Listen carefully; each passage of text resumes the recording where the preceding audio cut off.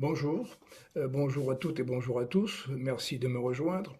Alors, nous en sommes à la vidéo numéro 14. La 13 se terminait, était consacrée au chapitre qui s'appelait Espace disponible dans le cerveau du foot. Et je terminais le chapitre en disant, en résumé, tout comme vous n'êtes pas né pour lire ce livre, je ne suis pas né pour l'écrire, pour aimer le foot et pratiquer ce sport. Et je vous posais la question, et vous, vous êtes né pour quoi faire? Alors, on attaque le chapitre 10, la fable du foot et du rugby. Allez, on y va. S'agissant d'excès de toute nature rencontrés dans le sport, on a souvent recours à la comparaison entre le comportement des joueurs de foot et celui des joueurs de rugby. Ne dit-on pas que la différence entre les deux, c'est que le football est un sport de gentlemen joué par des voyous, alors que le rugby est un sport de voyous joué par des gentlemen. Extrait du fameux film Invictus, hein, qui signifie donc invincible, vous avez dû tous le voir. Il est vrai que, par essence même, le rugby est un sport de contact que nous qualifierons de viril, voire de combat, même quand il est pratiqué et comment par des femmes. Alors que le foot consiste plutôt à éviter tout contact avec l'adversaire, sauf bien sûr quand il s'agit d'aller honteusement, le plus souvent, chercher la faute. En gros, et de manière générale, demander à un rugbyman de jouer au foot très vite, il simulera. De la même façon, demander à un footballeur de jouer au rugby, il ne simulera pas. Le problème est donc ailleurs. En complément du témoignage de notre extraterrestre préféré, à propos de la fougue excessive avec laquelle, selon lui, sont commentés les matchs de foot, le problème ne résiderait-il pas aussi dans la façon dont sont traitées certaines actions litigieuses? Dans le rugby, la tâche du commentateur est largement facilitée par le fait que d'une part, il n'y a pas de simulation dans ce sport et que d'autre part, il bénéficie des explications de l'arbitre, paroles que de surcroît peuvent entendre les téléspectateurs. C'est loin d'être le cas pour celui qui commente les matchs de foot qui, lui, subit la double peine, la simulation et l'absence d'explication de l'arbitre. Tout repose donc sur les frêles épaules du seul commentateur, aussi pro et talentueux soit-il, accompagné parfois, il est vrai, d'un technicien du foot, souvent ancien joueur lui-même. Je m'adresse ici plus particulièrement aux garçons. Tout comme moi, vous avez dû souvent jaillir hors de votre canapé, vous prendre la tête à deux mains, vous arracher les cheveux et balancer votre savate, évitez les Santiago, sur la télé, en entendant certains commentateurs qui, malgré les images au ralenti et scrutées à la loupe, qui plus est vues sous tous les angles, décrivent tout le contraire de ce que vous voyez à l'écran. Sont-ils eux aussi dans le déni? Le font-ils de leur propre chef et en toute conscience? Ou respectent-ils à la lettre les consignes de leur chaîne de télévision, leur demandant de rester pour le moins évasifs quant au comportement des joueurs ou de protéger les arbitres ou je ne sais qui, et donc de le faire dans le mensonge par omission, assumé cette fois. Mais attention tout de même, gardons bien présent à l'esprit que la situation inverse existe aussi, celle où le commentateur pourrait très bien voir et décrire l'action telle qu'elle se déroule en réalité, situation où cette fois, c'est le téléspectateur qui, pour le coup, serait de mauvaise foi ou dans le déni de réalité aveuglé par le soutien inconditionnel qu'il voue à son équipe de cœur. Match nul, la balle au centre. Coluche, encore et toujours.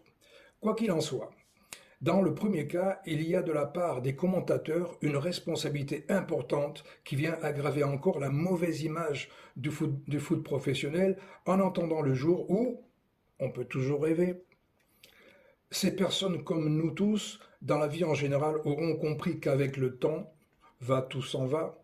Petit clin d'œil à Léo Ferré au passage, philosophe lui aussi, puisque poète anarchiste.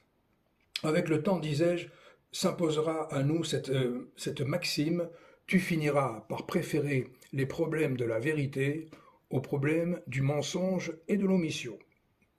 Pour le plaisir, entre guillemets, Me pardonnerez-vous cette petite parenthèse poétique? Dans sa chanson, le thème de la fidélité et du temps qui passe est d'ailleurs évoqué en ces termes par l'artiste à propos du mensonge par omission dans le couple.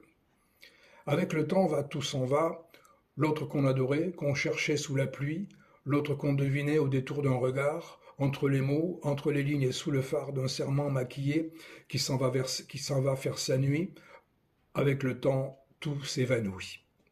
Un peu de douceur mélancolique dans ce monde parfois si brutal ne peut pas faire de mal. Si l'on en croit aussi Victor Hugo, poète romantique, entre autres, quand il nous dit la mélancolie, c'est le bonheur d'être triste. Par ailleurs, et nous n'en avons pas encore parlé, la contestation des décisions de l'arbitre dans le foot, qui est un vrai problème dans le problème, n'existe pas en rugby, ou si peu, et quand cela se produit, c'est toujours dans des limites que nous qualifierons de cordiales. En revanche, ces contestations sont légion dans le foot, où là, les limites de la cordialité sont souvent assez largement dépassées, quand elles ne se traduisent pas par des insultes, souvent racistes entre joueurs, voire par des coups échangés entre eux, mais surtout de la part de certains joueurs à l'encontre de l'arbitre, pouvant même aller là aussi jusqu'à l'agression physique. On en a vu des images. Hein. Des chamailleries plus musclées qu'au foot existent aussi bien sûr dans le rugby, mais on va dire qu'elles font presque partie du spectacle, comme une sorte de complément naturel au jeu lui-même, qui par définition, rappelons-le, peut s'apparenter à un sport de combat, mais en famille. Nuance. Au final, on pourrait presque distinguer ainsi les deux sports de façon schématique et sans les opposer pour autant. Le rugby est un jeu collectif où l'équipe c'est plutôt 1 x 15 que 15 x 1, quand le foot est un jeu collectif où l'équipe c'est plutôt 11 x 1 que 1 x 11. Et ça change tout. Pour ce qui est de la simulation, là aussi par essence même, elle est quasi inexistante dans le rugby, alors que cela a déjà été souligné, elle est presque la règle dans le foot.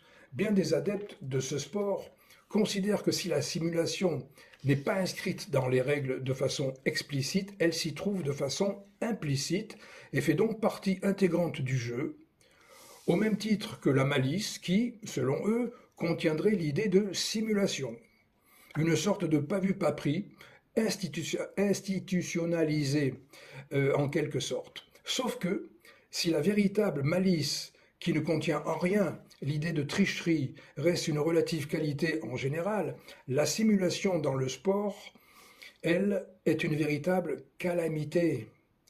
Outre qu'elle est aussi et surtout un aveu d'impuissance et de faiblesse de la part de celui qui en use.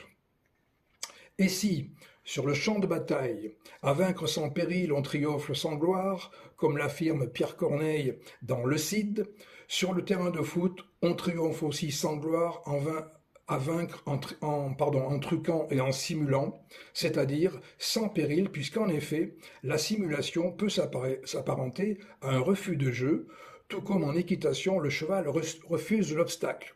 Le problème, c'est que le refus d'obstacle se paye très cher, parfois même par l'élimination du couple cheval-cavalier. Alors qu'en foot, c'est l'adversaire qui le paye très cher, le plus souvent par un penalty pourtant sifflé à tort contre lui.